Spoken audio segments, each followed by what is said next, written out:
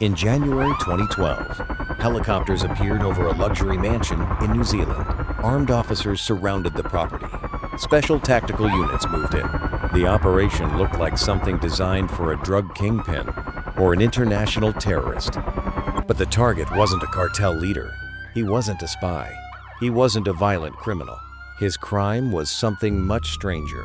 He had built a website that allowed millions of people to download movies, music, software, and files from around the world for free. At its peak, the site handled more internet traffic than many of the biggest companies on Earth. Hollywood hated it. Governments wanted it gone. Millions of users loved it, and the man behind it became one of the most controversial figures on the internet. His name was Kim.com, and this is the story of the man who made everything free.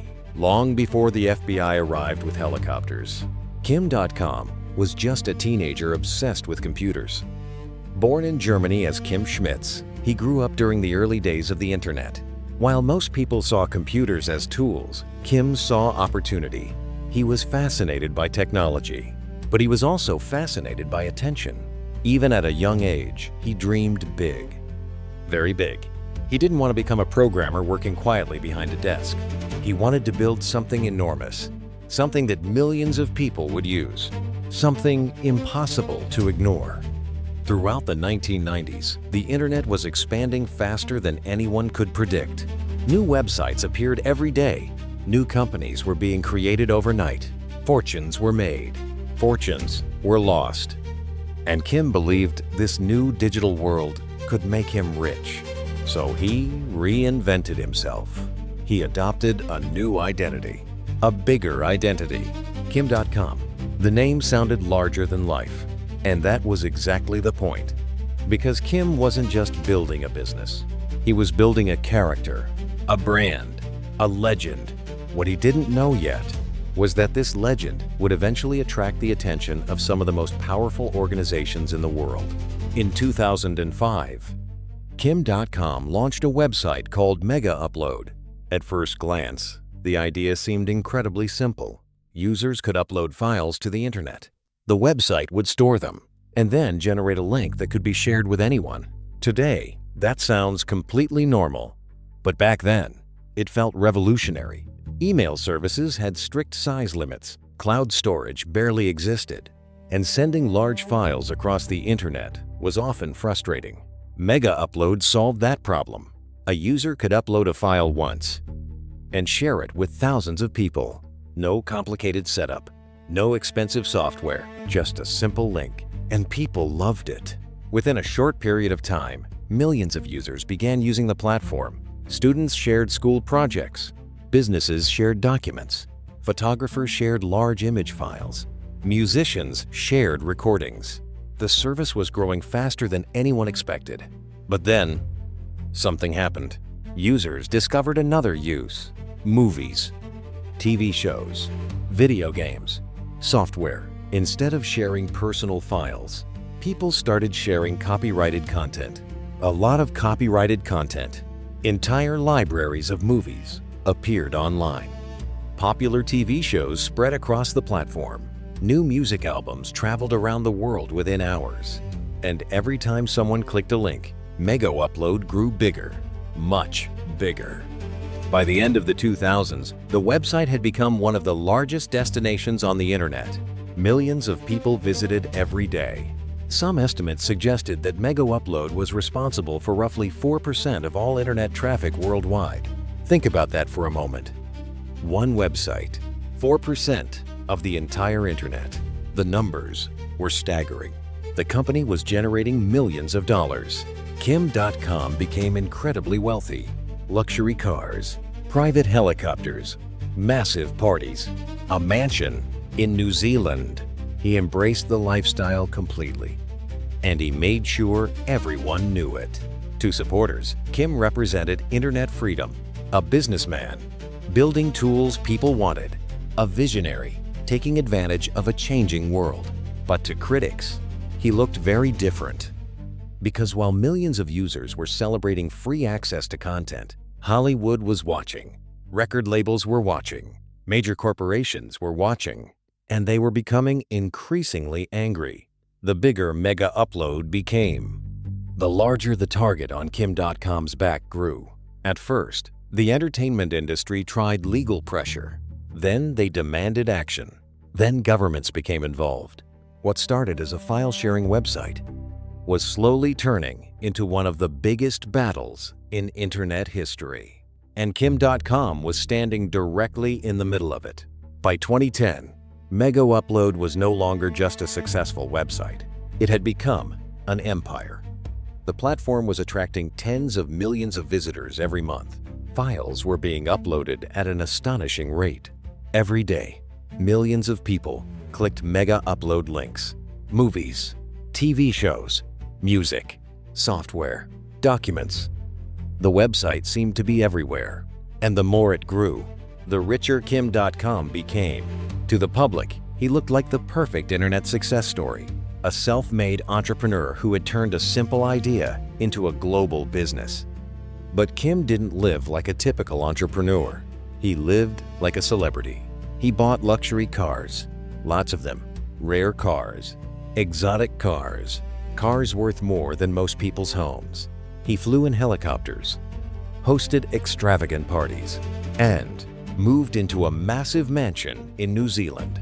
Everything about his lifestyle was designed to send a message. Mega Upload wasn't just winning, it was dominating, and Kim wanted the world to know it. But there was a problem. The bigger Mega Upload became, the harder it was to ignore. Inside Hollywood, executives were becoming increasingly concerned. Movie studios claimed their films were spreading across the platform. Record labels argued their music was being distributed without permission. Television companies made similar complaints. To them, Mega Upload wasn't simply a storage website. It had become a machine that allowed copyrighted content to spread faster than ever before. And every day the platform remained online. They believed they were losing money, lots of money. The entertainment industry began pushing for action. Lawsuits appeared. Investigations expanded. Pressure increased. Meanwhile, Kim.com remained defiant. He argued that Mega Upload was simply a tool, a platform, a storage service. After all, millions of legitimate files were also stored on the website. Family photos, business documents, personal backups, educational content.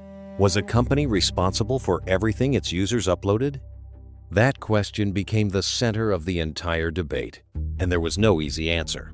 Supporters saw innovation. Critics saw piracy. Supporters saw internet freedom. Critics saw copyright theft on a massive scale.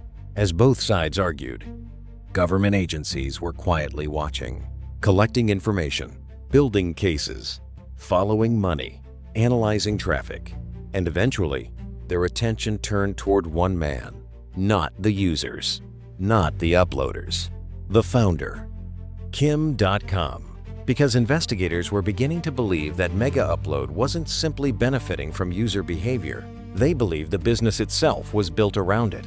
And if that was true, one of the largest internet businesses in the world was about to face its biggest challenge. What Kim didn't realize was that thousands of miles away, a plan was already being put into motion. A plan that would end with helicopters over his mansion, armed officers at his gates, and one of the most dramatic raids in internet history. By early 2012, the battle over Mega Upload had reached a breaking point. For years, investigators had been gathering evidence, studios had been filing complaints, lawyers had been applying pressure, and now authorities were ready to act. On the 20th of January, 2012, everything changed. Before sunrise, helicopters appeared above Kim.com's mansion in New Zealand. Armed officers surrounded the property. Roads were blocked. Communication lines were monitored. The operation looked more like the arrest of a dangerous cartel leader than the owner of a website. But investigators believed they were dealing with something unprecedented, a digital empire operating on a global scale. Inside the mansion, confusion spread quickly. Officers moved through the property. Rooms were searched. Computers were seized. Hard drives were collected. Luxury cars were confiscated. Bank accounts were frozen. Millions of dollars in assets were targeted. Meanwhile, Kim.com had disappeared. at least temporarily. According to reports, officers eventually found him hiding inside a secure room within the mansion. The image became legendary, one of the most recognizable figures on the internet, hiding while armed police searched his home. Within hours, the story exploded across the world. News outlets covered the raid. Technology communities reacted immediately. Supporters were shocked. Critics celebrated. For some people, justice had finally arrived. For others, it looked like an attack on internet freedom itself. And then things became even bigger. Authorities shut down Mega Upload completely. The website disappeared almost overnight. Millions of users suddenly lost access. Not just people downloading movies. Everyone. Families lost personal photos. Businesses lost files. Creators lost backups. For the first time, many users realized how much data they had trusted to a platform they did not control. And that raised another question. If a government could shut down one of the largest websites on Earth in a single day, what did that mean for the future of the internet? The raid was supposed to end the story. Instead, it started an entirely new one. Within hours of the shutdown, millions of people around the world realized something had happened. Mega Upload was gone. The familiar website no longer loaded. The link stopped working. The files disappeared. At first, many users assumed it was temporary. A server outage, a technical problem, something that would be fixed in a few hours. But this time was different. The shutdown wasn't temporary. It was permanent. And that's when the consequences began to spread. For years, people had stored files on Mega Upload. Not just movies, not just music, personal photos, family videos, business documents, school projects, backups of important data. For some users, entire digital archives suddenly became inaccessible. In a single day, millions of files were effectively frozen. The internet reacted immediately. Technology forums exploded with discussion. News websites covered the story around the clock. Supporters of Mega Upload argued that innocent users were paying the price. Critics argued that the shutdown was long overdue. The debate spread everywhere. And for the first time, many people began asking a question they had never considered before. What happens when your digital life depends on a platform you don't control? For years, users had trusted websites to store their memories, their work, their data. But the Mega Upload shutdown revealed an uncomfortable reality. A website can disappear. A company can disappear. An entire platform can vanish overnight. And when it does, millions of people may lose access to everything they left behind. The shutdown was supposed to be about one company. Instead, it became a warning for the entire internet. Because suddenly, everyone realized how much of their digital lives existed on systems they did not own. And that realization would continue shaping the internet long after Mega Upload was gone. Most people expected the story to end after the raid. The website was gone. The assets had been seized. The founder had been arrested. Case closed. At least, that's what many people assumed. But the legal battle was only beginning. Years passed. Then more years. Court hearings continued. Appeals were filed. Arguments stretched across multiple countries. And throughout it all, Kim.com refused to back down. He insisted that Mega Upload had been a legitimate business, a platform used by millions of ordinary people, a service that simply stored files uploaded by its users. His critics disagreed. They argued that Mega Upload's success depended heavily on copyrighted material, that the company knew what was happening and profited from it. The debate quickly grew larger than Kim.com himself, because this was no longer just a story about one man or one website. It was a story about the internet. Who controls it?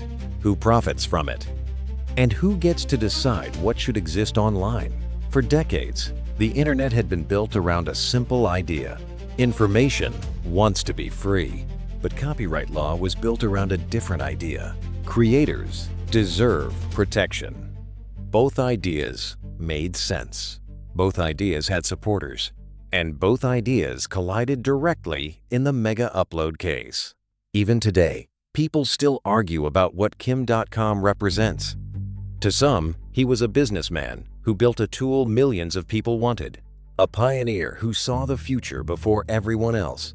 To others, he was a man who became rich by exploiting a system he knew was broken. A symbol of internet piracy on a massive scale. Perhaps the most fascinating part of the story is that both sides can point to evidence supporting their view, which is why the debate has never truly ended. Because this story was never really about downloading movies, or sharing files, or even Mega-Upload itself. It was about a question that still exists today. Where is the line between innovation and responsibility? Between freedom and control? Between building a platform and being responsible for what happens on it? More than a decade after helicopters appeared over that mansion in New Zealand, people are still trying to answer those questions. And maybe that's why the story continues to matter.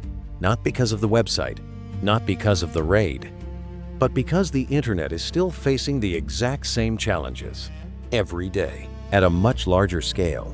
And in many ways, the world that Kim.com helped create is the same world we live in today. A world where information moves instantly. Platforms connect billions. And one idea can spread across the planet in seconds. The website is gone. The empire collapsed. But the questions it raised never disappeared. And perhaps they never will. Maybe that's what makes this story so interesting. A man built a website. Millions of people used it. Governments tried to stop it. And more than a decade later, the world is still debating what it all meant. Was Kim.com a criminal, a visionary, or something in between? The answer probably depends on who you ask.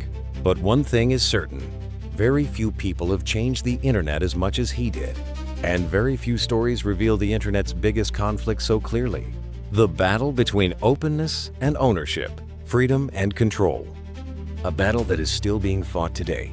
If you enjoyed this story, subscribe for more deep dives into the people, websites, and digital events that changed the internet forever.